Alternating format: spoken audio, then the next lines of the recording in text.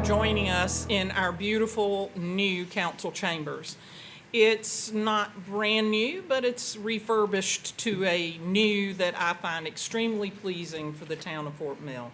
Before we begin our meeting, I would very much like to thank our staff, Carrie Vargo, our manager, Chris Pettit, assistant manager, Gordon, Burnett, Eric Davis.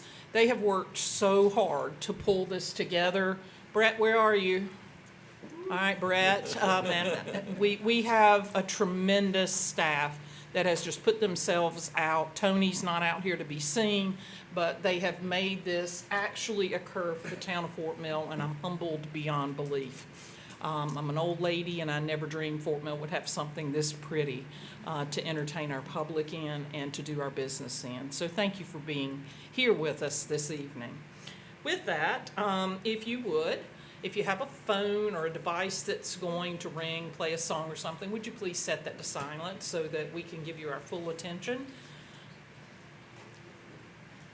Now, council will stand for the Pledge of Allegiance, and then Councilman Helms will give our invocation. I pledge allegiance to the flag of the United States of America and to the republic for which it stands, one nation, under God, indivisible, with liberty and justice for all. Father, as we come before you today, we thank you for the many blessings of life. We thank you for the many blessings you bestow upon us each and every day. We pray that you be with us today. Thank you for the accomplishments the town has presented to the people of Fort Mill with this chamber. Pray that you be with us tonight, guide us, direct us, give us the wisdom to conduct the town's business. We give you the praise and glory for it all. In your holy name we pray. Amen. Amen. Thank you. And to celebrate this momentous occasion, Mr. Wolf and Ben, would you come down in front? It's a dangerous thing to give me scissors. I'm just need a haircut? You are?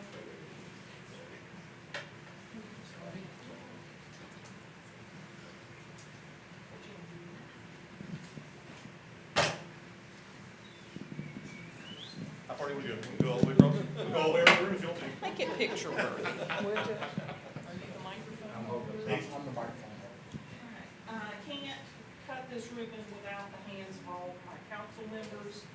They have supported every step of the way. We have made this a preservation project for the town of Fort Mill. It isn't just to have a beautiful chambers, it's to preserve the history in Fort Mill.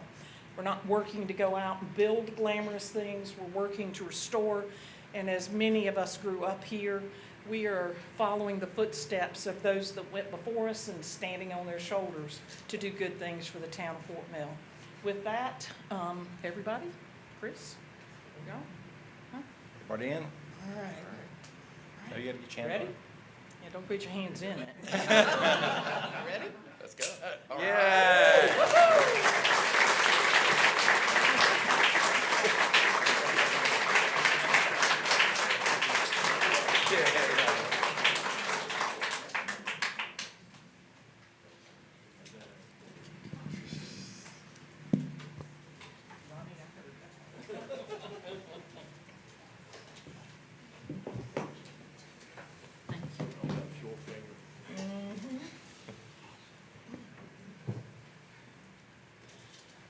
Symbolism. We cut a blue ribbon and start a new era, but we're starting with the same principles and values that we've shared for the 150 years that Fort Mill's been here. May we all continue to love our community. Thank you so much. All right, we're going to begin with some really great presentations today. Proclamation about our Parks and Rec 8U flag football team as state champions. So I'm going to read this, and then I'll come down and get to shake some of the most important people here tonight's hand. Whereas the Fort Mill Parks and Recreation 8U Flag Football All-Stars demonstrated outstanding teamwork, determination, and sportsmanship throughout the 25-26 season, earning the title as the South Carolina State Champions. Whereas the All-Stars conquered teams from Malden and Rock Hill, allowing no points throughout the tournament and securing a 12-0 championship victory over Rock Hill. An extraordinary display of skill and defensive excellence. Whereas the championship roster includes, when I call your name, I want you to raise your hand, okay? Or better yet, when I call your name, come up here and stand in front. Rhett Fields.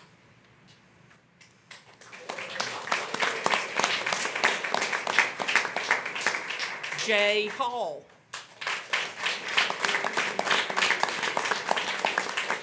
Preston Harper. Ace McDowell. Langston Winters. Melvin Minty.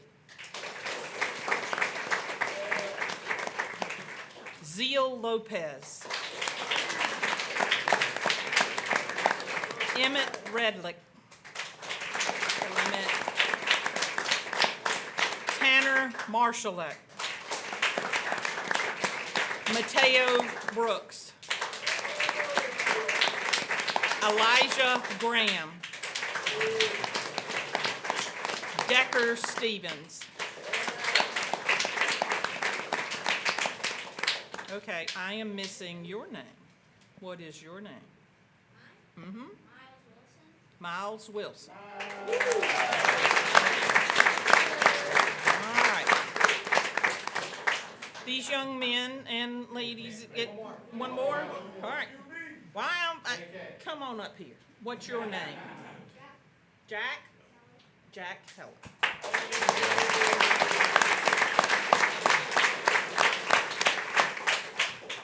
So, this is a beautiful proclamation to recognize the dedication and teamwork that made this achievement possible under the leadership of head coach Matt Fields and assistant coach John Hall. If you guys would join your players at the front.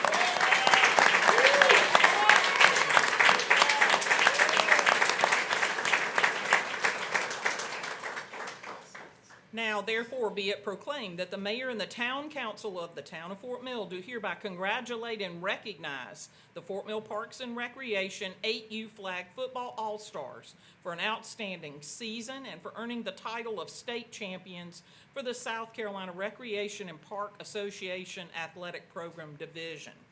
Guys, I've watched some of these young folks play. Our future is so bright and so exciting. I will be one of the ones on the hill at each of the high schools watching these young men. They're amazing. It's incredible.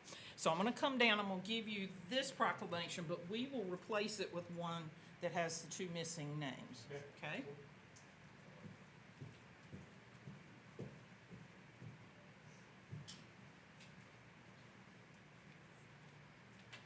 Who doesn't love football?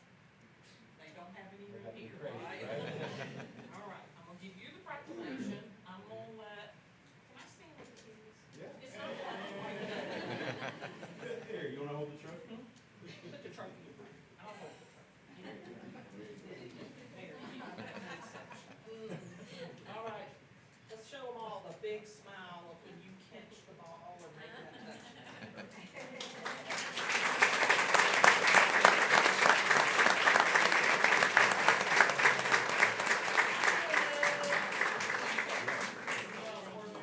Thank you so much.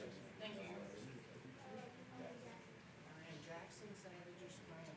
That's right. I'm old as dirt, and I love watching y'all play. Hey there.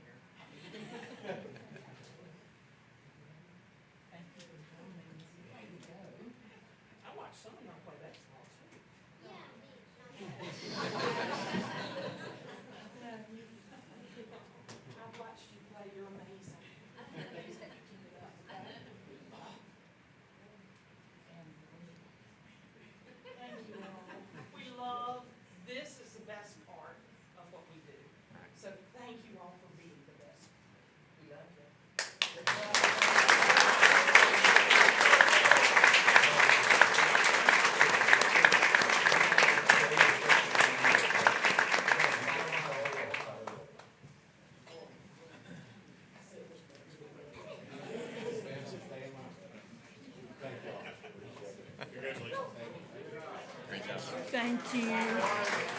Thank you, guys and girls.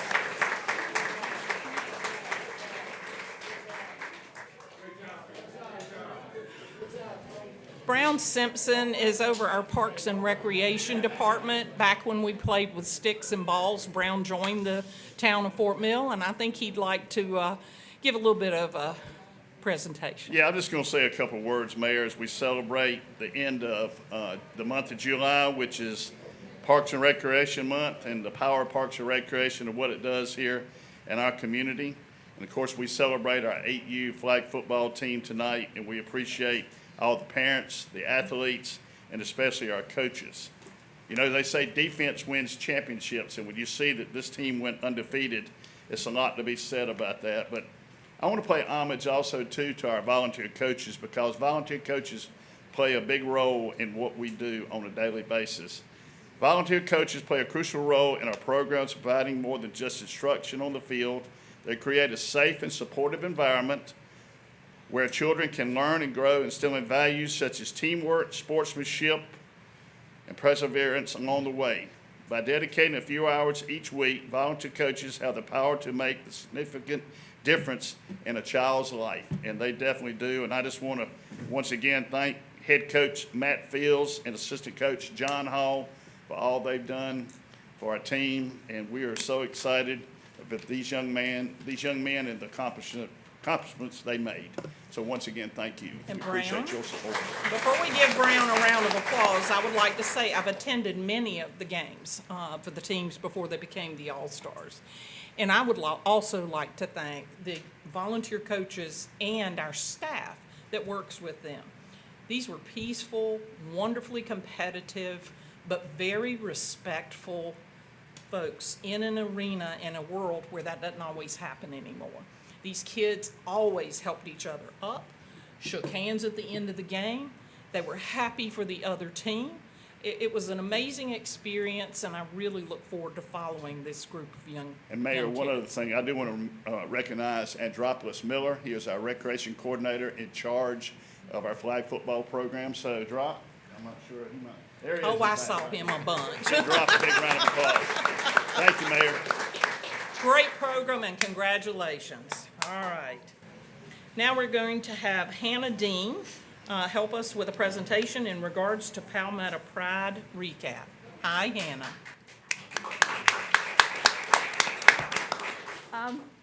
Good evening, ladies and gentlemen. My name is Hannah Dean, and I'm a youth ambassador with Palmetto Pride. Today, I want to briefly talk about the cleanup work I participated in, the impact litter has on our communities, and why youth leadership matters in keeping South Carolina clean and beautiful. I joined the Youth Ambassador program because I care about my community and wanted to make a positive difference. Before joining, I didn't realize how much litter affects not just appearance, but also wildlife, waterways, tourism, and community pride. One thing that inspired me was learning that litter is mostly preventable and that small actions from individuals can create real change over time. I also wanted to grow as a leader, gain volunteer experience, and encourage other students to get involved. One issue I've noticed in my community is litter along roadsides, parks, and public spaces. Illegal dumping and trash near storm drains can hurt the environment and make areas look neglected. Litter also affects animals and water because trash can eventually end up in the rivers and lakes. It can discourage tourism and lower community pride. I think youth involvement matters because younger generations will inherit these communities, and we can help set a better example for others. According to Palmetto Pride, South Carolina has reduced litter by about 60% since the organization was founded, showing that education and cleanup efforts really do work. During my time as youth ambassador, I participated in community cleanup efforts and awareness activities. These projects helped remove litter while also encouraging the people to pay more attention to the issue. One thing I learned is that cleanup efforts are more about picking up trash. They help build teamwork, responsibility, and pride in the community. Palmetto Pride's statewide cleanups have removed hundreds of thousands of pounds of trash with the help of volunteers across South Carolina. At my cleanup events, I noticed how quickly litter builds up in areas people pass every day without noticing. Seeing the before and after and the difference made the work feel meaningful. This experience taught me leadership, communication, and teamwork skills. I learned how important community involvement is and how awareness can influence behavior. I also realized that preventing litter is not only about cleaning up trash, it's about changing habits and encouraging responsibility. Palmetto Pride focuses heavily on behavior change and education because prevention is more effective long term. One person may not solve the entire problem, but consistent small actions from many people can create lasting change. Thank you for giving me the opportunity to speak today. As young people, we have the ability to positively impact our communities through leadership and service. I encourage everyone to continue supporting litter prevention efforts, community cleanup, and environmental awareness programs. Together, we can help create a cleaner, safer, and more beautiful communities across South Carolina. Thank you for your time, and I hope you have a great evening. Oh, Hannah, thank you so very much.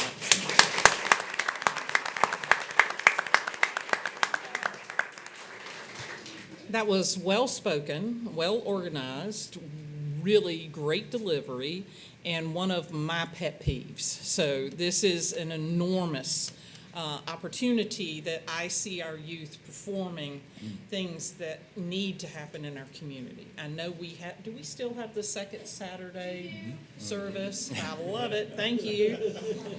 We do have some organized efforts out there. Our Fort Mill Economic Partners, I know Mr. Wolf has, I think, Picked up, Alan, yeah. y'all have all been on opportunities. I choose to pick up that on the road leading to my neighborhood. As I walk my dog, I carry a bag. So it's something that is unfortunate. I don't understand the mentality of throwing things out the window at all, but I do know the compassion and humility that you guys have shown and given our town a lot of heart. So thank you so very much. Council, let's give Mayor, them I'd like to follow up. One thing she said is get involved, and that's Yes. one of the things we always, this is your town too. 20 years from now, you might be sitting up here, but just give back to the community. It benefits all, and you can set a youth. A young woman may lead us. It's a small child. What? Well, kind of, a child will lead us, but to get others involved and understand the importance. So great All job. right. Yeah, I love it, and I hope you understand how much we appreciate you. Thank you so very much. Mina McDonald will now address us about our summer internship recap. What a wonderful program, Mina. Thank you so much. And I am just going to piggyback a little bit. Hannah is one of our interns from last summer. And she and her mom and her brother all have been volunteers with us for several years with the stormwater department's cleanups. And her mom is also on our Keep Fort Mill Beautiful board. So that whole family, they've got it going on. And yes, the second Saturdays, we have those 9 months out of the year, and they are live and out there if anybody wants to sign up on our Sign Up Genius. They'll start back up in September. So I do want to talk to you guys a little bit about our stormwater interns that we had this summer. I was blessed to work with Susan Brackett in the Fort Mill School District on selecting 6 outstanding young people from our area high schools. So they're going to come up and present to y'all about what they learned this summer and a little bit about their summer project. Take it away, Amanda. Come on, we don't bite.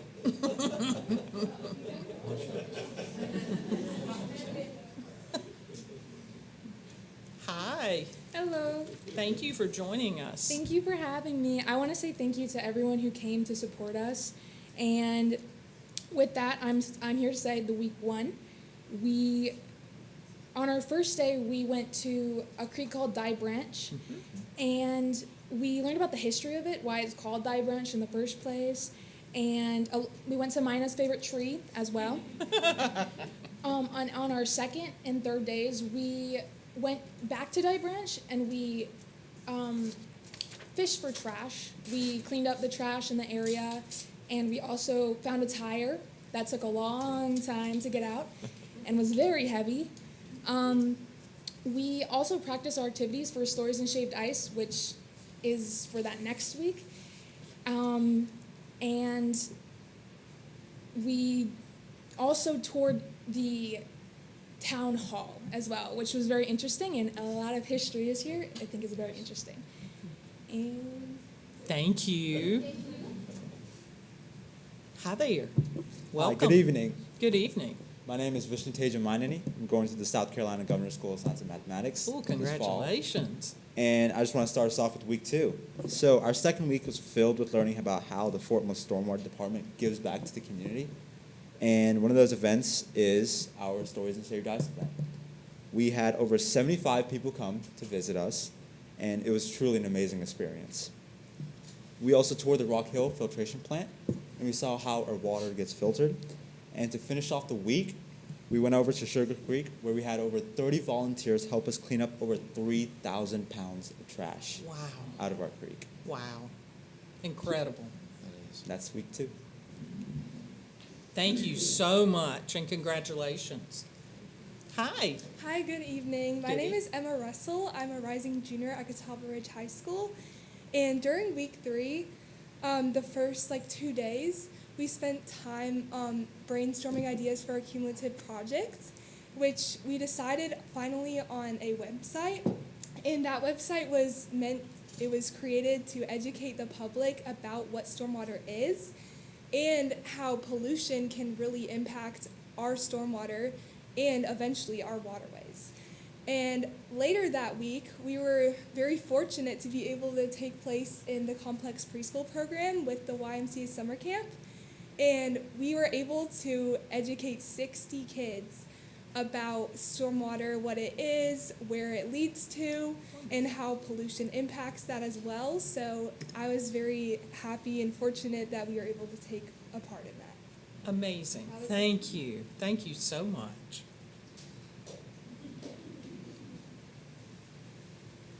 Good evening. Hello, everyone. My name is Kaden Giannini. I am a rising senior at Nation Ford High School.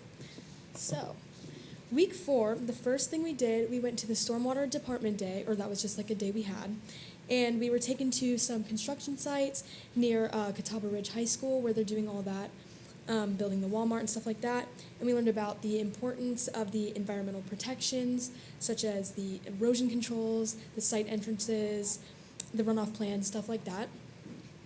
Next, we did the wastewater treatment plant tour.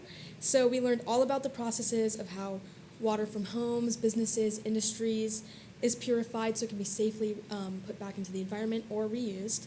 And it does smell pretty bad in there, so props to those guys who work in there. And then lastly, we did our water distribution day with Johnny. He's a really nice guy. He took us around Fort Mill and he showed us how his job, he checks the manholes and the status of those. And we also saw the main utility line. We got to walk across it. And it connects our water from Rock Hill to Fort Mill. And we saw an eagle's nest while we were up there. And yeah, so it was a great week. Thank you, Amazing. guys. Thank you. Thank you so much. Good evening. Good evening. Hi, my name is Vaishnavi Adizamili, and I'm a rising freshman headed to USC in the fall. Go Gamecocks. Go Gamecocks. This summer has been such a great opportunity for me to learn about the town we live in, and I'm so excited to be sharing my favorite week of this internship. On the first day of week 5, we got to visit the Catawba Nation and see their progress in the restoration of the native river cane. The native river cane is really important for their culture, and it helps them weave their baskets, and it's just very important that they're restoring it overall. We were also able to see some of their hydroponic garden and their market system, which was really interesting. We spent the next day working on our project, and the day after that, we met with Kimley Horn to discuss their stream restoration projects. We also walked with Heather from Kimley Horn to see their work firsthand. This week was definitely a lesson in protecting the environment and learning that corporate spaces don't always look the same. Amazing. Wonderful. Hello again. Hi. So, kicking things off with the 6th week, we did some contribution to keeping Fort Mill beautiful over at Still Tree Park. And the next day, we did another Stories and Share Your Dice event where it was a lot of fun and a lot of events going on at the same time. And we closed out the week by visiting Nation Ford Chemical Plant, where we saw how things work there and how everything is in general and overall. We met a lot of nice people there, and we figured out that Nation Ford Chemical domestically produces dyes for the U.S. military, which are used for smoke signaling, and cover.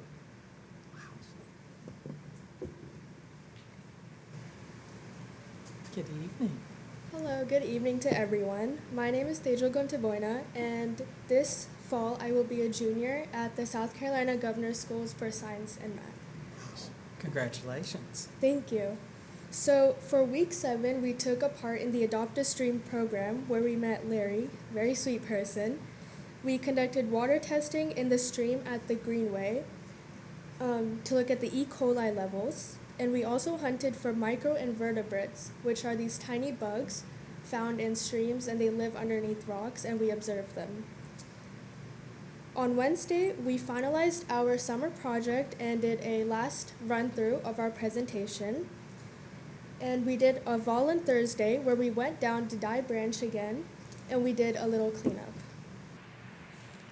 So on the next slide, you will see a QR code of the summer project we've been working on. We developed a website called Be Stream Smart, and it's an educational website for the public. Emma will explain a bit about that. Thank you. Okay, so yeah, in the top left corner, it's basically our homepage. We actually created a video interviewing people about stormwater, so you can go and look on that page for that. And towards the top right corner, we have 3 ways that people can contribute to reducing pollution in our stormwater. So, and then on the bottom left corner, we basically have our mission and just a little paragraph about what stormwater is. And then finally, we have on the bottom right corner the difference between stormwater and wastewater, because we feel it's very important for our public to know the differentiation between those 2 things. So yeah. Last but not least, we would like to say thank you to the town of Fort Mill for this opportunity, Mina and the Stormwater Department, the Fort Mill School District and staff for coordinating this for us, the town council and Mayor Savage for all your support, and also to the public and all the people who volunteered, because you help keep our environment clean and also our town safe. So thank you. Oh, the thanks go to you. Mina, once again, one of the best successes of the year is bringing in these very special young people to do the work they're doing. It is incredible.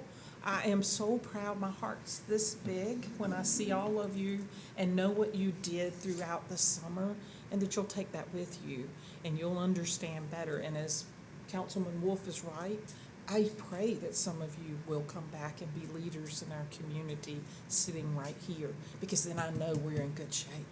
So thank you all. The dedication is off the charts. Thank you.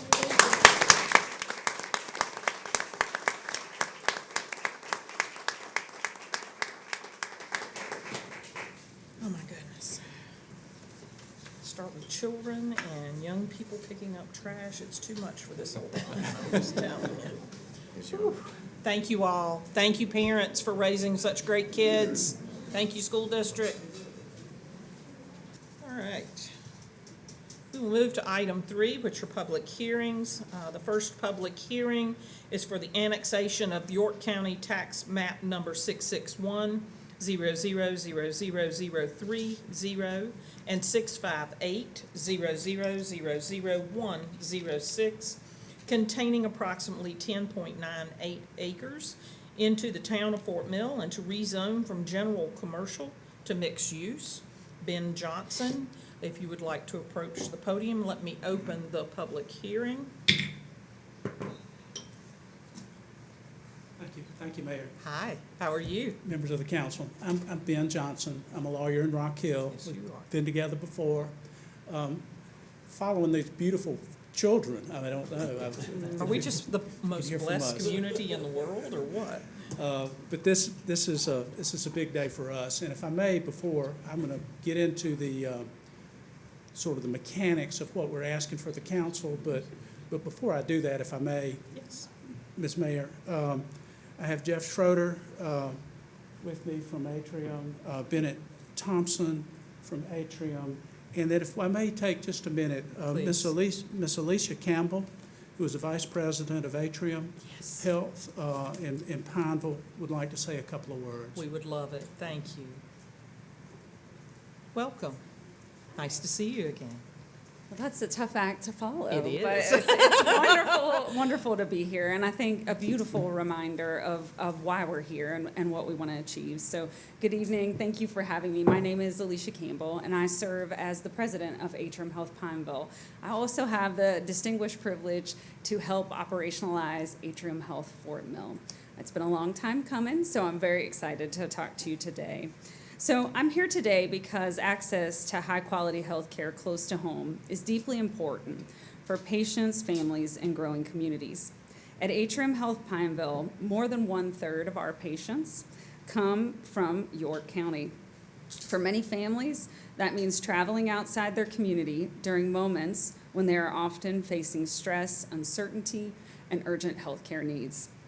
This new campus will help more patients and families receive the right care in the right setting closer to where they live. And when a patient needs more specialized tertiary services, they'll remain connected to the broader network of Atrium Health, including Atrium Health Pineville. Our goal is simple: to improve access close to home while ensuring patients can move seamlessly to a higher level of care when needed. Atrium Health has been invested in South Carolina, and specifically in Fort Mill and York County for many years. We already care for this community through our more than 20 medical practices, urgent care sites, imaging centers, and an ambulatory surgery center. This new medical office building and hospital represent the next chapter in our longstanding commitment to York County. As Fort Mill and York County continue to grow, the need for additional healthcare resources is also growing. The new campus will expand access to primary care, specialty care, emergency services, and inpatient hospital care, all in one convenient location. This space will be located near I-77 and Sutton Road, and the campus is designed to make care easier to reach for residents while supporting thoughtful planning for traffic flow, access, and future growth. The annexation of this parcel of land is an important part of our planning. It will allow Atrium Health to position the campus closer to 77, improving access for patients and family while helping to ensure the site can serve the community for years to come. I think this afternoon, what you all saw, the kids and those beautifully spoken teenagers, I think are a great example of planning for the future and why this project matters. It's more than just buildings. It's about being a part of the community and supporting the health of this community. It's making sure that this growing community can create more jobs and strengthen our healthcare workforce, helping our families receive care closer to home. Our connection to this community, as you know, extends beyond just the care we provide. In fact, we have thousands of teammates and physicians that live in York County. We are grateful for the opportunity to be part of Fort Mill and York County's future.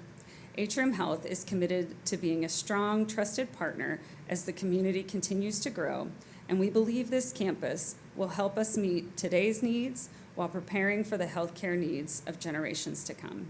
Thank you again for your time and for your service to this community. Thank you. Oh, thank you so much. I have to say, young kids, teenagers, and amazing health care. You're just as special, so we're kind of excited to see you come. Thank you so much. Appreciate your comments.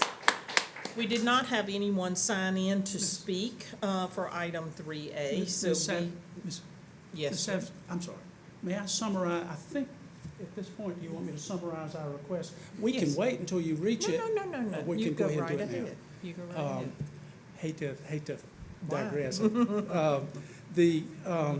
These items are related. There are two small pieces that we request that you annex, and then you have to zone them. And we are going to ask that they be zoned mixed use and added to the existing plan that's already in place for the 83 acres the hospital already owns. So, Chris, if you would, there's a map and it's in your packets. The request that we have is just for the property that Carolina's, I'm going to say Charlotte Mecklenburg Hospital Authority, but I'm going to probably say Atrium from here on. The Atrium already owns what you see in red. The acreage in the middle section, 20 and a half acres bought in 2011. And then at the top and the bottom in red is property that was bought in 2018 from Crescent. So it's a total of 83 acres. And what we're asking to do, you'll see that it's really hard to see, but at the very up on Sutton Road, there's a speck. It's 0.05 acres. I think it's just a map error, just a survey error in 2008. And you all did not, when you annexed the museum property, the Spratt property, this little .05 was left out. And we have our surveyors to thank for catching it. It literally has its own York County tax map number. So it was an oversight. We own it. We're asking that it be annexed. And then in blue, along the interstate, you all would know this as the Scott property, part of the Scott property, which Atrium acquired in March of this year. And we have a very narrow request, is that you add these two parcels to the existing acreage. We are not asking that the current building entitlements be increased at all. That we would request that you put these two pieces that are in blue under the existing plan that's in red. And then we need to update the development schedule and the term of the agreement because of the passage of time. It's limited to the Atrium property. One other thing I wanted to add, and it was important to the staff when we met with them, we're making some commitments to connect this property to the Carolina Thread Trail. And these are photos from the trail, and we'll be doing that as part of this project. Penelope wouldn't let us get out of the room without talking about the Carolina Thread Trail, and we're happy to do it, of course. These, going back to the map, Chris, if you don't mind, these parcels are contiguous to the town, so they're eligible to be annexed. And they're essentially donut holes. It's confusing jurisdictions over who has service. It would be more efficient and most efficient to annex them. We're not asking for more building entitlement. It just this allows Atrium to spread the development out. It relaxes it more. I remember this project from when we worked for Crescent years ago. The hospital parcel used to be straight down and straight out. Adding the Scott track is going to allow for better circulation. It'll literally be circulation and a major second access point on Sutton Road. So it'll have its own access. It won't go toward Mason's Bend, and will have its own access point. And as Ms. Campbell said, it will allow Atrium to shift the development more toward the interstate, which I think is desirable for everybody. The existing project has a traffic study. It's been a while. We're in the process of updating that study. We realize that would be very different from when the study was first done. And of course, that has to be done as part of any site plan, as part of any permits, and will be done. So the request is to annex these properties, put them under the existing mixed-use plan that covers the property that's in red, and the way we would do that mechanically is to amend the development agreement to make that the new site plan for the Atrium property. Finally, the agreement, the term of the agreement would be up at the end of this year. It's an agreement. The statutes provide that we can agree, both of us can agree to amend it to change the term, and we're asking that we do that. And we have proposed a schedule, build-out schedule, which is still being reviewed by the town and by SCDOT, but we would have that as part of the agreement as well. Again, this is limited to the Atrium property, which we are able to do, and also we look forward to connecting it to the Founders Trail. One thing we learned In talking about the trail connection, is that the current parking for the trail, for the Founder's Trail, is at the end of Weir Court in Mason's Bend, and once the atrium parking is in place, that will be available to this connection, and hopefully it'll tend to take some pressure off Weir Court. So when this comes up, be glad to answer any questions. Thank you for the chance to speak. Thank you. I didn't mean to cut you off short. No. All righty. Any questions for Attorney Johnson? None for Ben? We're all good? All right. Again, no one signed in to make comments to 3B, so we will close this public hearing and be grateful for the comments and the presentation. Close this one and open 3B. Following my instructions. It says close the public hearing and then I do 3B. But you never open 3B. I most certainly did. Yeah, did. Can't hear you. I promise I did. All right, we're gonna close this public hearing that I previously opened before you were asked to come to the podium. So, thank you very much. We're going to close that one and we're going to now, we're going to open public hearing 3B, public hearing to enter into a Fourth Amendment development agreement with Charlotte-Mecklenburg Hospital Authority. We're opening the public hearing, and if you'd like to take the podium. Thank you. I would not dare take the same amount of time as before going over 3B. For the same reasons I spoke about under 3A, we would request that we annex these parcels. And again, the reason for the development agreement amendment is to put the parcels that were in blue under the agreement, and that would form a mixed-use plan, which is allowed under your code. It can be in a development agreement. And then we're squaring up the deadlines to extend the term and set a new development schedule. I'll be glad to answer any questions about that as well. Council, any questions for Ben? Again, we did not have anyone signed in for public comments on this hearing 3B. With no questions from council, we'll close this public hearing. All right, with that, again, Ben, Alicia, thank you so much. We're so grateful, and we welcome any presentation that you might ever have to give to us. We're very thankful for your explanation and your information. All right, council, you have seen the council workshop minutes from July the 7th, the council workshop minutes from July 13th. Are there any changes, deletions, or additions to be made? Make a motion to approve the minutes as submitted. Second. I have a motion and a second. All those in favor, please say aye. Aye. All those opposed, thank you. Item 5, public comments pursuant to Section 2-46 of the Code of Ordinances for the Town of Fort Mill. Any citizen of the town may appear before council for the purpose of providing public comments on any municipal matter except personnel. Those who wish to speak must sign in outside of the council chambers prior to the start of the meeting. Citizens will be given 3 minutes each, and we will have Jeff, is it Luongo? Did I say it correctly? That's great. 396 Sensibility Circle, please join us. Welcome.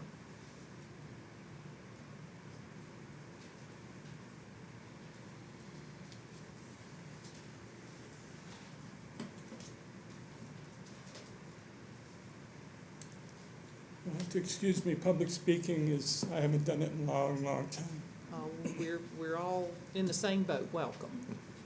My name's Jeff Luongo. I'm a resident of Mason's Bend. So all of the talk about the hospital has direct impact on us. As a homeowner, I'm very concerned about adding more traffic to an area that already has significant backups going in both directions on Sutton Road as well as on Mason's Bend Drive at multiple times of day. School drop-offs and pickups and school events, the start and end of the workday traffic, trucks going in and out of an expanded Love's travel stop, Bojangles, Sunbelt Rentals, and the fire station that's currently land is being cleared for the fire station. So a lot going on, a lot of traffic. And all of these things are feeding into a tiny traffic circle. And these are just on the west side. The things that I mentioned are just on the west side of 77. There's a lot more on the east side. So that kind of led me to asking about whether a traffic impact study, or TIA, I guess it's called, has been done yet for the property. And I spoke with, the gentleman earlier said that one has been done, but it's outdated. New one will be done, and that's good to hear. And then Penelope, who I spoke with earlier, enlightened me on some of the things that a TIA does and doesn't do. It doesn't, welcome. But I'm glad to hear that it's been done, and I think that it's of great interest to all residents of Masons Bend, and as well as anyone who uses Sutton Road on a regular basis. And I ask that it be made available if possible. And then I said it would also be helpful to see high-level building placement on the property. Our backyard, our sunroom faces the property like literally 200 feet away.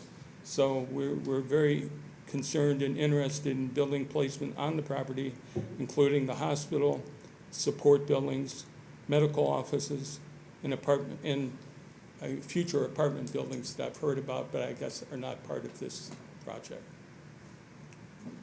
And how and where they will be, where the entrance and exit will be designed and located. And that's all I have. I also wanted to comment that I talked with two different people at town hall today on the phone, and was told I would get, one was at lunch, and I was told I would get a call back, and I actually got the call back. They were very helpful, and Penelope probably spent 10 or more minutes with me on the phone, giving me kind of a primer on a lot of what's going on. And I thought it's a lot of times when it comes to, you exceeded my expectations, in other words, I guess is the point I was trying to make. So it's very good. Thank you. Thank you. Mr. Luongo, before you go, I would like to say it is one of my proudest moments on council when collectively we decided to require TIAs in advance of us approving projects. It didn't happen that way 23 years ago when I joined the council, and it was a mess. So thanks to Mr. Pettit, Penelope, we've been able to grasp the importance of getting that information first and to make the changes that are required. So thank you for coming before us. I can't imagine not having them. It would be a nightmare. I can't either, but we're one of the few, I believe, municipalities or governments that ask for it up front. So I think that that is a wise step that this council was able to take. And we appreciate you bringing your concerns before us, and I hope you always get a call back. Thank you. Thank you. Millie Havarilla. Hi, Miss Millie. I believe you live in Millbank. Do you live in Millbank? You didn't put your address down. I was just clarifying.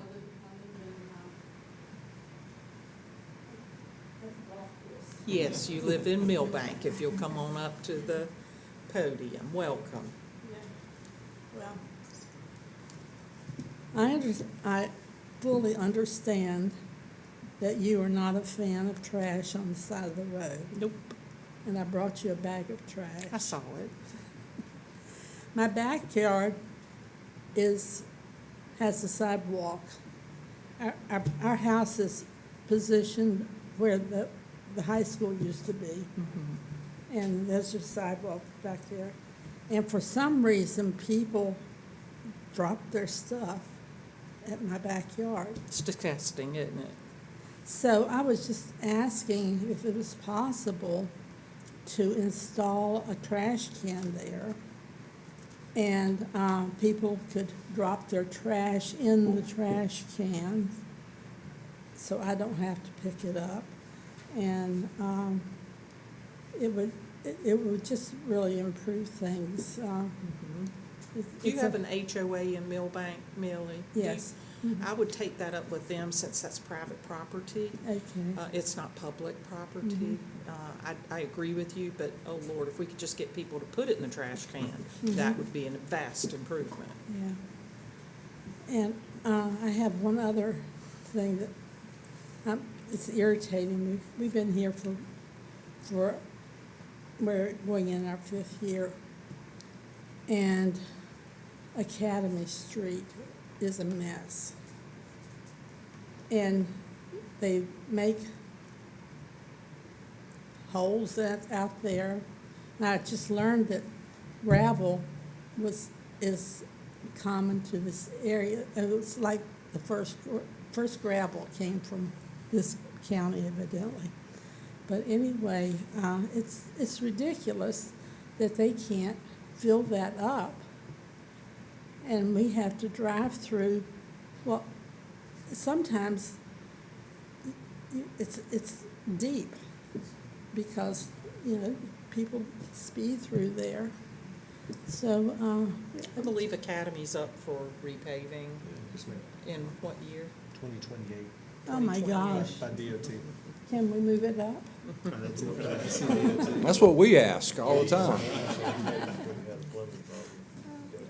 I will say that we are making a big push to address streets. There are city streets, there's county streets, there's state. So we are limited on what we can do directly, but the mayor is very active in getting whatever funding she can for that. And as part of that as an active project, we're working, having some discussions on upgrading the utilities in there to prepare for that. So so it's getting teed up pretty well. So you're not the only one. So but we agree. We're trying to do all we can to get some of these streets addressed. So thank you for coming. Before 2028? Well, we've made some headway on some of the streets, so, but you got to realize, we've lived here, several of us have lived here our whole lives and have seen, but some of those water lines and sewer lines, you'll see on Monroe White where they had to dig it out because the lines would have collapsed. So we replaced water lines, sewer lines and all that to prepare for that, so that once it's paved, it will stay Well, in great shape. how soon will the gravel be taken care of? Eric, is this, or Chris, is this gravel we've put in a pothole or? No, it's on the road. Oh, it's water line it's a water line repair. So once that repair's complete, I feel certain we'll patch it so that it's not gravel. Yeah, but I have to go over on the other side of the road going home because there's a big hole there. We'll look into that. Yeah. We'll see what we need to do to make that a little safer if we So we could, did a water please. line repair, and on the right-hand side going toward the golf course, the Yeah. gravel came out of it, and it was even over there. I see. We'll get that taken care of. Yeah, well, how about the trash can? You need to talk to your HOA, since HOA. that's private property. Okay. It is not public property, so talk to your HOA I about thought that. that the fact that it was a public sidewalk that, It's not a public Yeah. sidewalk, is it? Wasn't Bank The Street. developer put that in. I don't think we Yeah, have it's been ownership there of for a it, long do we, time. Chris? Mayor, We'll check on that. I Yeah, I we don't can't know put the trash ownership cans and on maintenance every of that, street. but We we'll can't do check that. on that. Yeah, I applaud your thinking that people would be kind enough to use a trash can. yes. But the likelihood is they're just throwing the paper down regardless of where they are. They're not gonna put it in their Well, trash can. and there's a jacket in there. I mean, somebody left threw the jacket out. It's But, incomprehensible, yeah. isn't it? But I really enjoyed the presentation. And when I lived in Maryland, I belonged to Women's Club, and we would go out and walk the streams and make sure that. We're very fortunate. We have a great department of people that do that. So Right, yeah. hopefully we'll make a dent. Okay, Thank you, very Millie. much. All right. There were no further folks signed in to make comment. We will now move to item 6, old business, consideration of the second reading of ordinance 2026-30, an ordinance amending the fiscal year 25-26 budget with the amendment 2608 for the YMCA complex. Eric Davis. Thank you, Mayor. At the June 8th council work session, council directed staff to proceed with the project and also expressed a desire to fund the project through a debt issuance of $7 million at an appropriate time in the future. There's been no changes from the first reading. Be happy to answer any questions that you may have. Mayor, I need to recuse myself. Okay. Conflict of interest with the general contractor, so. Okay. All right. Will you get the appropriate paperwork or whatever he needs to sign? Thank you. All right. Nothing has changed since our first reading. No, ma'am. Are there any questions that you might have, counsel, for Eric? Hearing none, do I have a motion? I'll make a motion to approve old business, Item A. item A, consideration of second reading of ordinance Okay. 2026-30. Okay. I have a motion. Do I have a second? Second.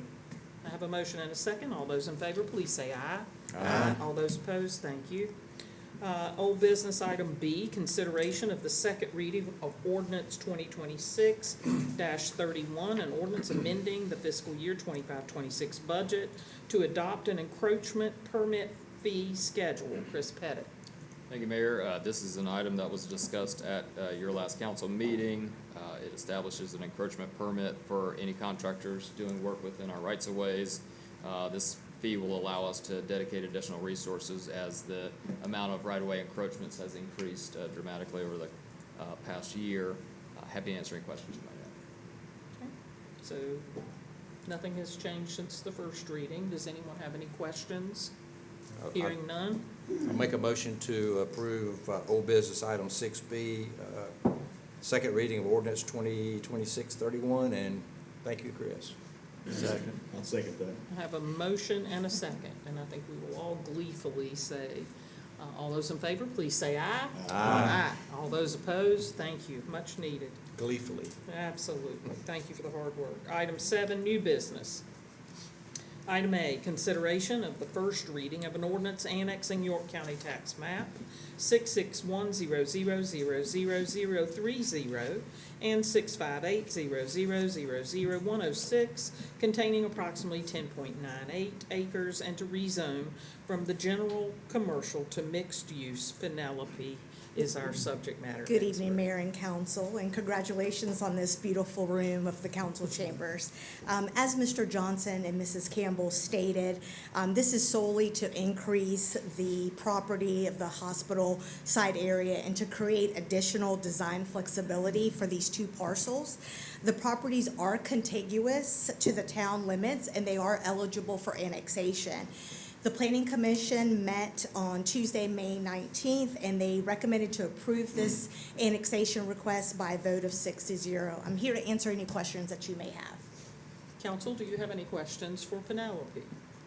Penelope, so when this was originally approved, I read the documentation, I see it was allocated as MXU, or zoned as MXU. That is correct. That was before my time on council. Just curious why that was, Well, again, I mean, it's a little almost beyond 20 it, years just want to get a ago, little background. but truly, a mixed use is when you have a diverse, you have residential, you have commercial. This property was also promised with a development agreement, the school site, the elementary school, future fire department, and just the recreational, preserving the frontage on the Catawba River, how we had the Carolina Thread Trail.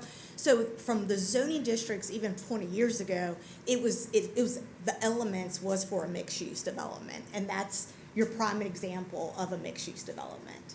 I saw there was a stipend included there for 300 apartments, which is, and obviously that was that's kind of predates what the discussion is, but.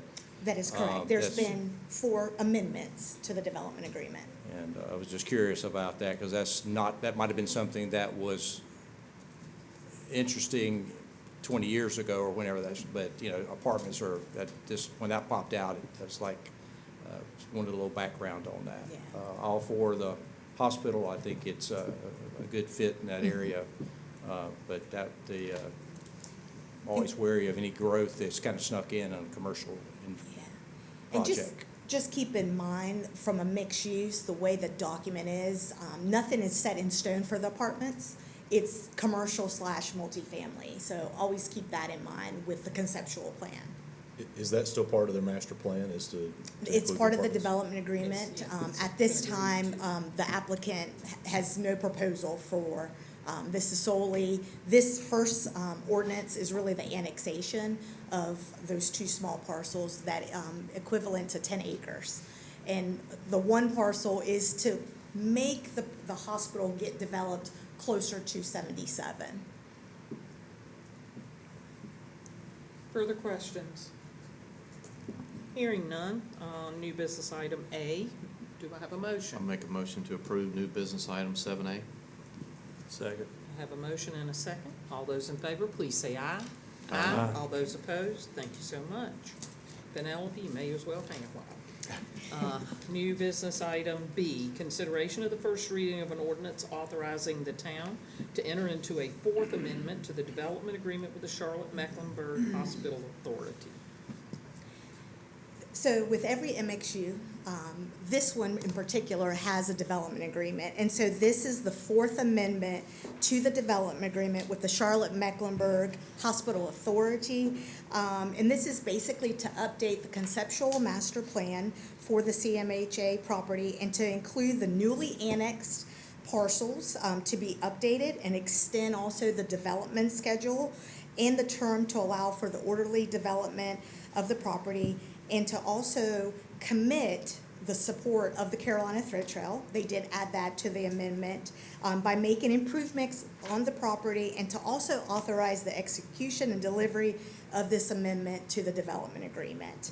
This also went to the Planning Commission, and they made a motion to recommend approval of the ordinance with those changes. Again, the proposed amendment provides that the addition of the annexed property shall not increase the building entitlements for the hospital property. Instead, the addition of the annexed property is intended solely to create additional design flexibility and improve the site. Any questions for Penelope? Hearing none, do I have a motion? I'll make a motion to approve new business item number 7B. Second. I have a motion and a second. All those in favor, please say aye. Aye. All those opposed, thank you so Thank you. much. Thank you, Penelope. All right, we've got new business item 7C. Consideration of the first reading of an ordinance to amend the town zoning code as it relates to those pestiferous election signs. Chris Pettit. Thank you, Mayor. This is an item that was discussed with council at your last work session. The amendment to the code related to election signs would amend the amount of time that someone can place their election signs out prior to their election that they're on the ballot for. So prior to this amendment, they were allowed to place those 60 days prior to the election. Council is, with this ordinance, proposing to change that to the signs shall not be placed earlier than 30 days prior to the election. That is the only change being made at this time. I'm happy to answer any questions you may have.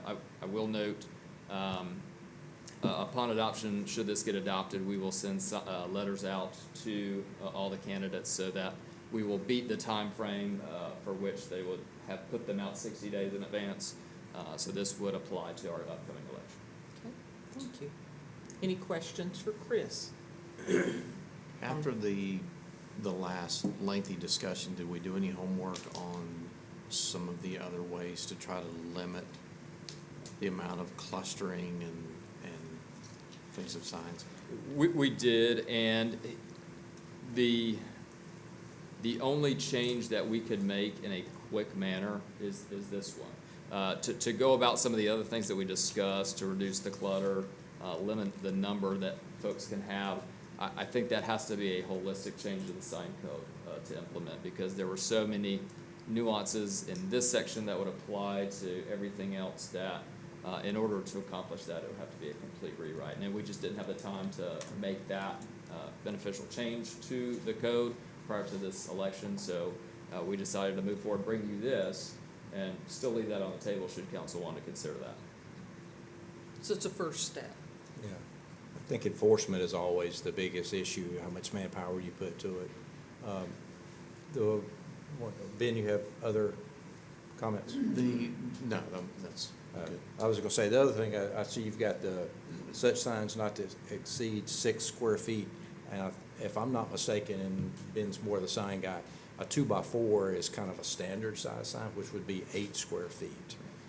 So has it always been that way? That or is that something we not discussed? changed in our code for as long as I am aware of it. So it's always been, so I don't know if we need to adjust that.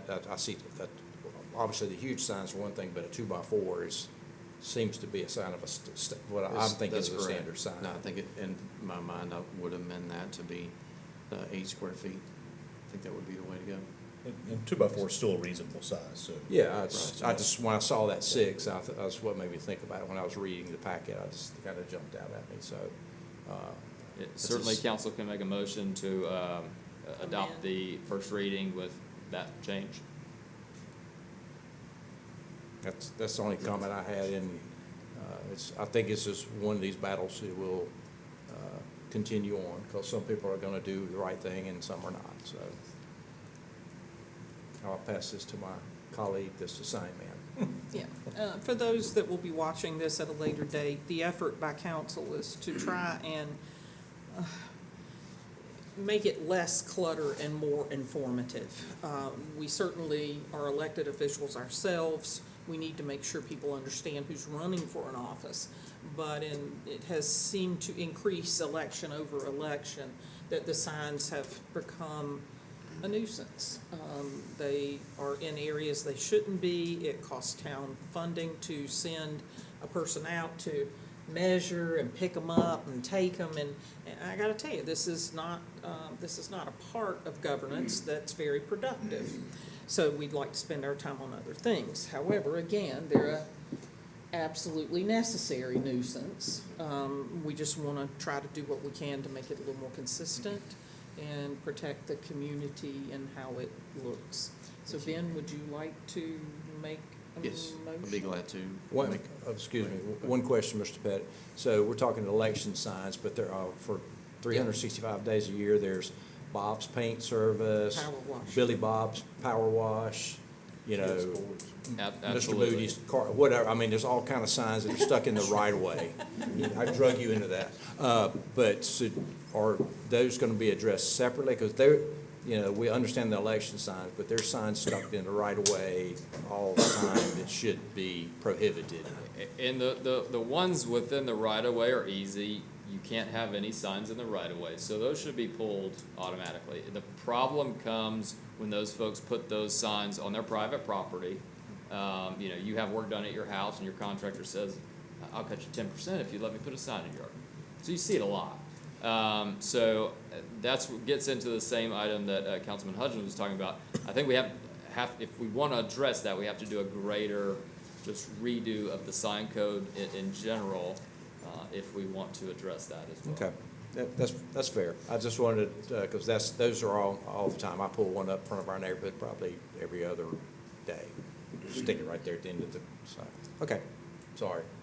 That's all right. I think the I whole yield to Mr. Hayes. I think the effort is to try to keep that time of year that really nobody enjoys seeing around the community, to try to keep it tasteful so it doesn't just trash the town. I mean, it's an effort for those who are running and trying to make an impact as leaders, to try to be mindful of that and to keep it tasteful in the town. So it's respect for all of us. So with that, I would make a motion to approve new business item 7C with the amendment of the overall sign size from 6 square feet to 8 square feet. I'll second that. I have a motion with an amendment and a second. All those in favor, please say aye. Aye. All those opposed, thank you so much. New business item 7D, consideration of the removal of inactive members of the Accommodation Tax Committee and setting terms of the remaining members. Gordon Burnett. Thank you, Mayor. At the May 18th council meeting, council formalized the guidelines for the Accommodations Tax Advisory Committee. Following that action, staff reached out to all 7 seated members to confirm their interest in continuing to serve. 4 of those members agreed to continue serving. 1 member indicated she would like to vacate her seat, and 2 members did not respond to any of our communication. As a result, staff is asking council to consider removing Allison Mills and Kathy May from the committee and to set the terms for Adam McCloskey, Debbie Whitsitt, Jill Cloud, and Jason Westloss to expire March 31st, 2029. Any questions for Gordon? Mr. Burnett, so there'll be staggered terms, I believe we've talked about that before, so. Yes, so the individuals that are already on the tax committee will be that first one. The term will go through 2029, and these next 3 individuals will be March 31st, 2030. So we won't have a complete rollover, we'll Right. have ongoing. Right. Great. And I'm assuming, what is a full board? 7. 7. So if we're losing 3, are we I've already had replacing? communication with some Got it.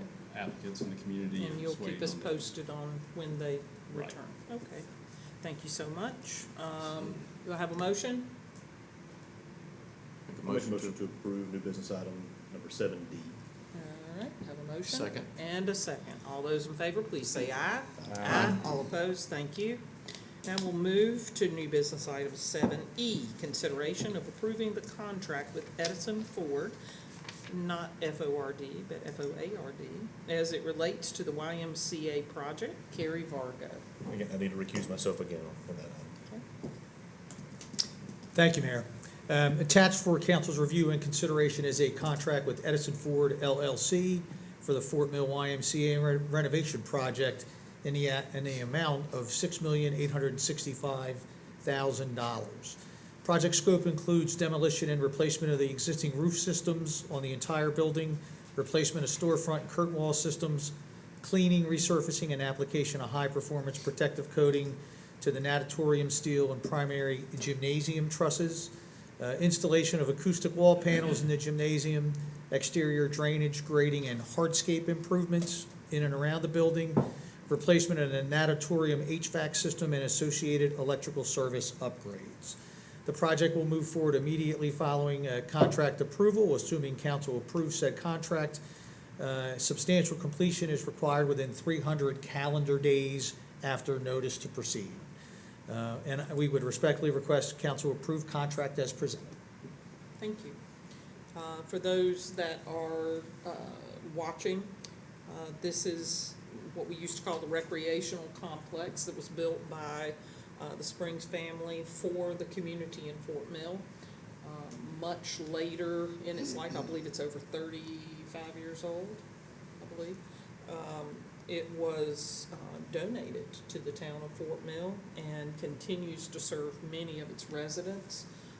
It is the one facility in the Y system that operates it for us that serves the largest number of senior citizens in the county.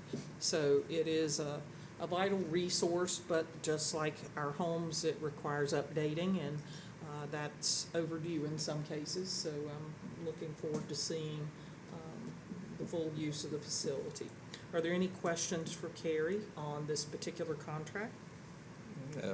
I appreciate him putting the penalty clause in there to make sure that it doesn't get drug out. I'm sure you know what scope creep means, and so that should be an actively pursued project. And I think it's well worth the time, and I do want to thank staff and this council for a lot of efforts, a lot of discussions gone in. That's a very prominent building in our community and used by many, and it needs some love, so it's about time. So thank you for getting this ready and all primed up for us to talk about. Definitely. Any other questions? One question I had was, I think it was on page 2 and 3, there was a mention of substantial completion as it related to payments and special damages. Just to help me better understand, what is that? Here, that's a little gray. Yeah, there will be a set of milestones that we're gonna sit down with the contractor and kind of review, and we'll attach substantial completion dates to those various milestones. Because of the way the building is so large and it's segmented into different areas, we need to kind of attack that strategically. Okay.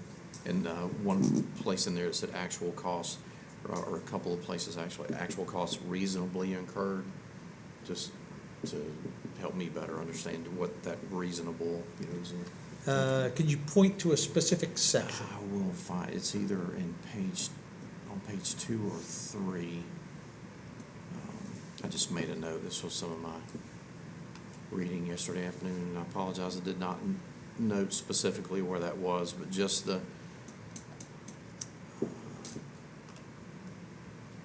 reasonably, actual costs reasonably incurred. I think it was in the progress payments.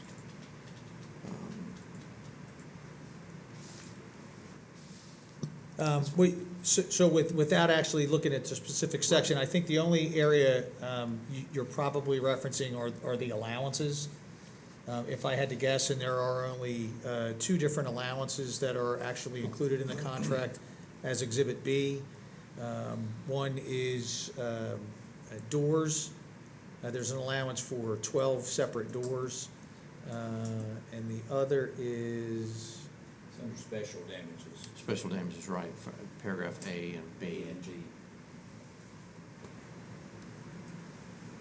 Contract times for the actual cost reasonably incurred by the owner for engineering, construction, observation is 4.06, special damages.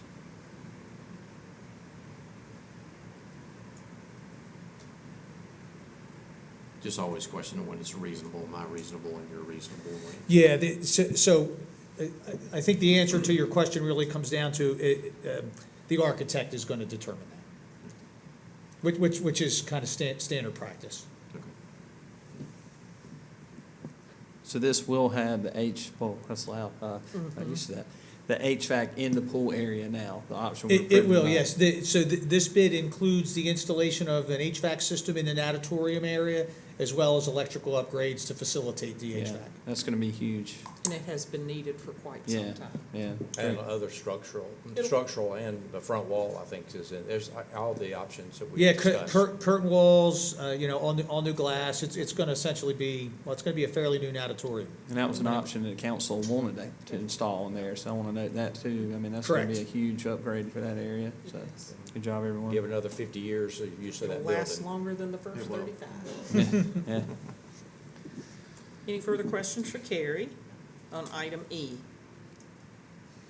Hearing none, do I have a motion? Make a motion to approve item 7E. Okay, do I have a second? I'll second. I have a second. All those in favor of approving new business item 7E, please say aye. Aye. All those opposed, thanks so much. We'll move to item F, new business item 7F. Consideration of the first reading of an ordinance amending the fiscal year 25-26 budget with amendment 2609 for Academy Street. Eric Davis. Thank you, Mayor. So we're going to talk again about what the lady addressed the board about with Academy Street. So several months ago, the town learned that SCDOT has plans to resurface Academy Street in 2028. And since that time, we've been working to try to make sure that we can improve or repair any needs with regards to the underground utilities within the right-of-way on Academy Street. So a couple of months ago, Town Council authorized staff to apply for a rural infrastructure grant.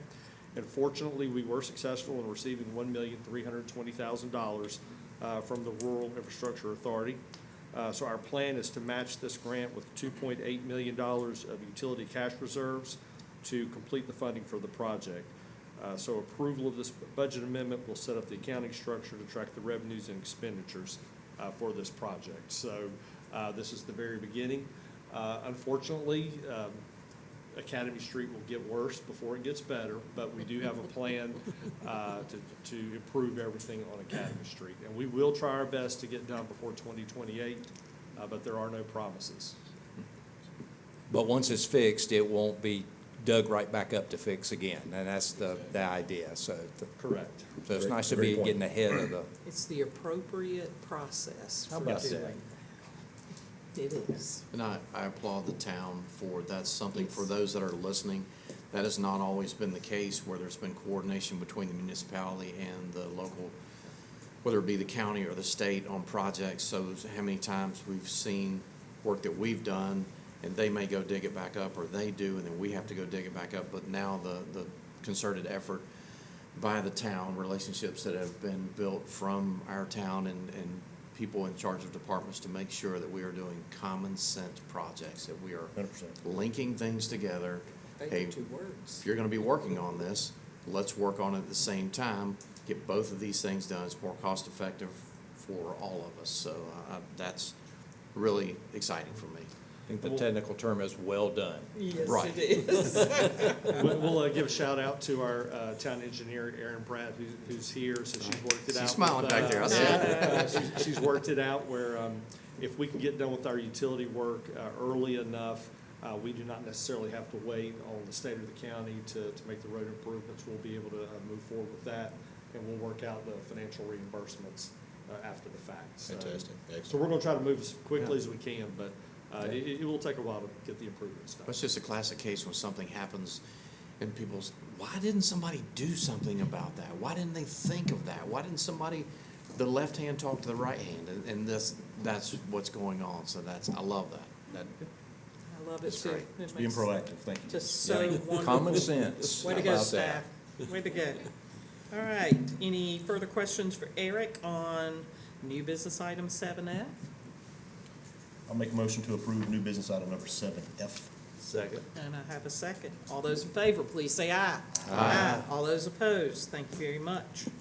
Executive session. Council may take action on executive session items listed on the agenda when they come back into public session. We have one item this evening in this discussion of personnel matters. We do not vote inside of executive session, so I will need a motion to move to executive I session. make a motion to go into executive session. I'll second. I have a motion and a second. All those in favor, please say aye. Aye. All those opposed? We're officially into executive session, and we will return. Thank you so much.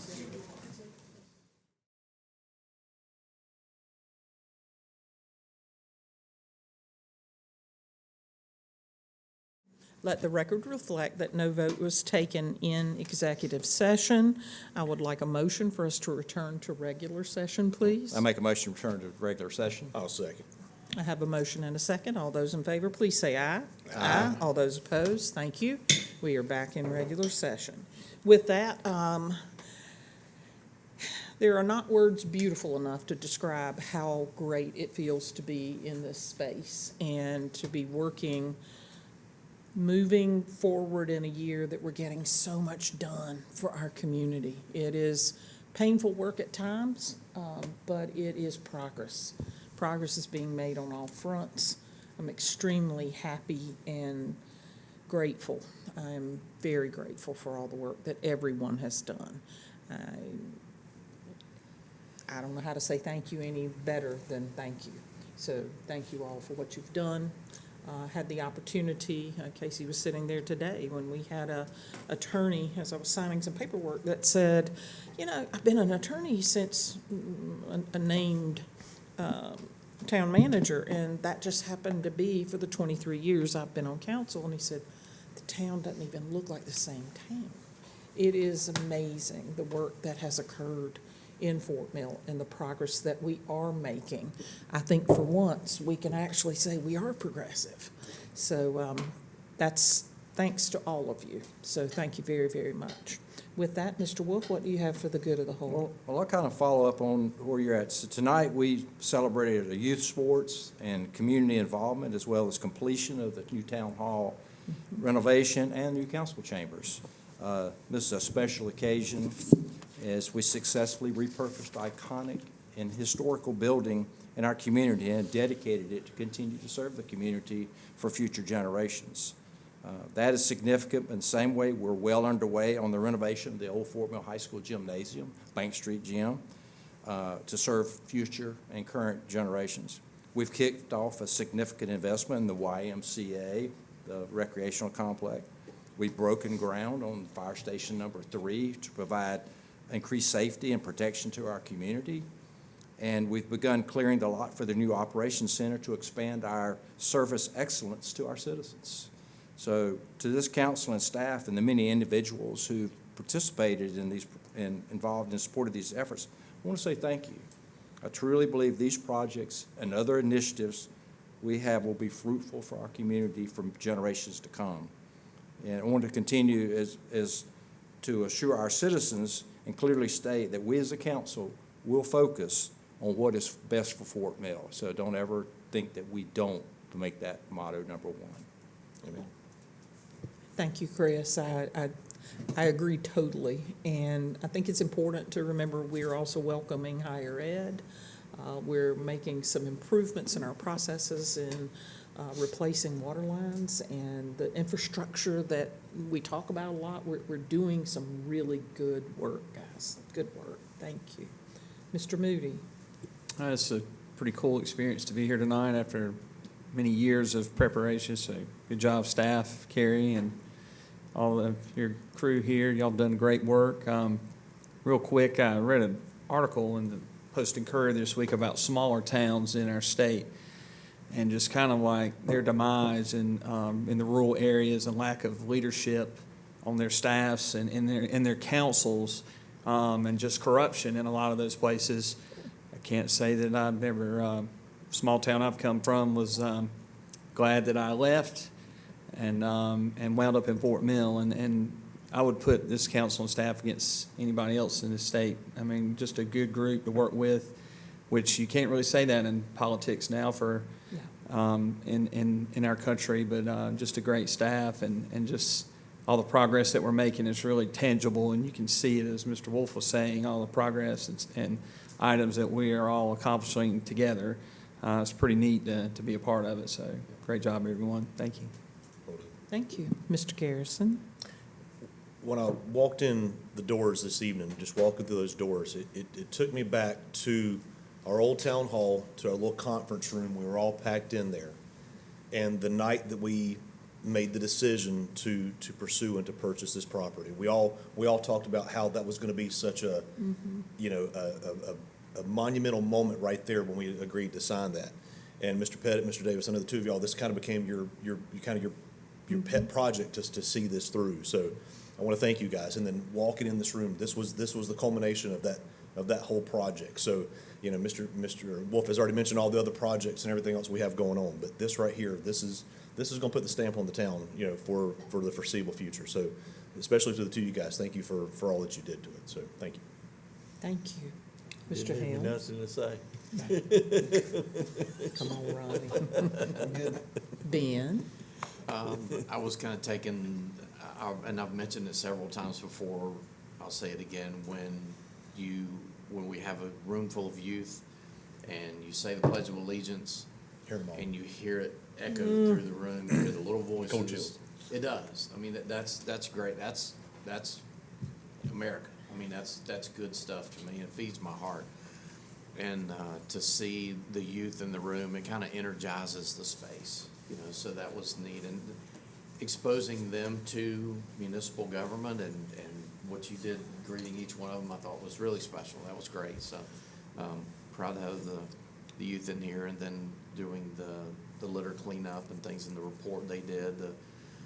That was very impactful for them. You could tell, you could see it by the way they addressed it, and I think that kind of thing spreads. You don't just do that and keep it to yourself. It will feed out into to others in that generation. So I was really happy about that. And then I just wrote down a big note about, and I'm going to say it again, just the common sense working together with the state and the county and doing things that just make sense. Like that's how many things we see now that, you know, wait a minute, that doesn't make sense. But this does, and I was really proud of that. So, amen. Thanks to everybody for this cherry on top of the space in here. So I'm very proud of that. And Carrie, first time I saw you in this building, you had a little tiny vacuum cleaner, and you were going up and down the halls, chasing people making messes. So I'm in great hopes that you're just as proud of this as we are. Immensely. I'm very, very amazed at how incredibly beautiful it is. Not just functional, but beautiful. So, guys, we need to be happy with ourselves for all of the work that is being done. For the record, Carrie still has the little vacuum. For the record, he now has a commercial vacuum. I was just teasing you, you know that. I really do have one in my office.